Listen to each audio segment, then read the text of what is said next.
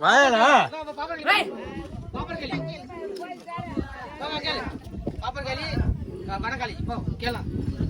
பாப்பார காளி வந்துக்கிற வடபத்திர காளி வந்துக்கிற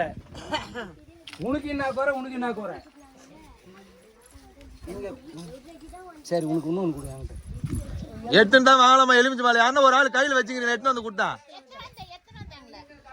அக்காலும் தங்கச்சி கொடுத்துட்டாங்க பாத்தியா உணவு நம்மளுக்கு யாரு இருக்கிறாங்க